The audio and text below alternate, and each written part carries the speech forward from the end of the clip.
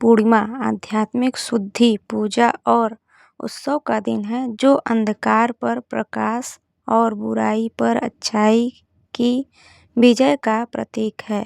यह चिंतन, भक्ति और सामुदायिक समारोहों का समय है। गंगा किनारे जितने भी घाट बने हुए हैं, रविदास घाट से लेकर राजघाट के आखिरी तक, वहाँ करोड़ों दिए जलाकर गंगा नदी की पूजा की जाती है और गंगा माँ को सम्मान और इज्जत दिया जाता है।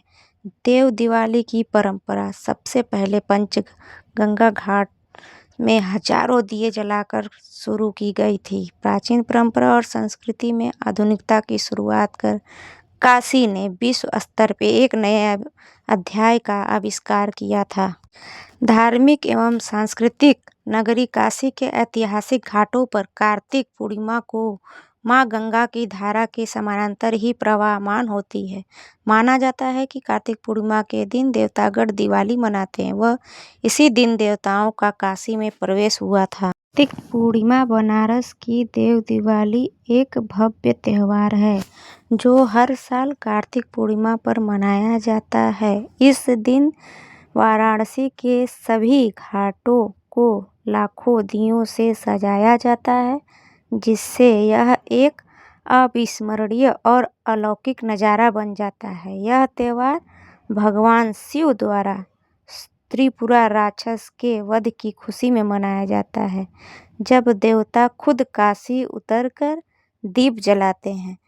इस अवसर पर गंगा आरती, लेजर शो, ग्रीन आतिशबाजी और देशभक्ति से जुड़े कार्यक्रम भी आयोजित किए जाते हैं। ऐसी मान्यता है कि इस दिन स्वयं देवता काशी की धरती पर उतरते हैं।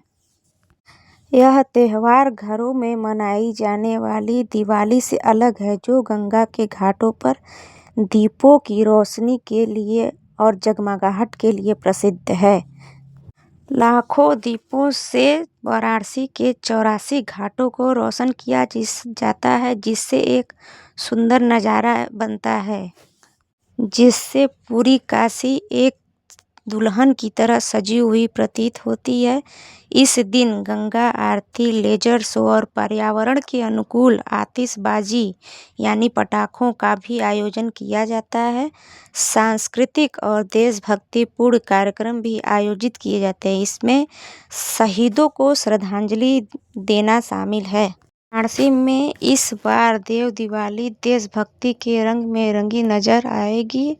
गंगा तट पर शहीद पथ की भव्य झांकी सजाई जाएगी और दीपों की रोशनी के बीच महाआरती के जरिए राष्ट्र प्रेम, देश प्रेम का संदेश दिया जाएगा। घाटों पर करोड़ों दिए जलाकर काशी देशभक्ति की अलौकिक छटा बिखरेगी। यहाँ 21 बटुकों द्वारा माँ गंगा की आरती होगी, जिसमें 42 कन्याएं रिद्धि सिद्धि के तौर पे मौजूद रहेंगी। वहीं इस आरती से पहले गंगा पूजन भी किया जाएगा। आरती को भव्य बनाने के लिए देश विदेश के फूलों से पूरे घाट को खूबसूरत ढंग से सजाया जाएगा।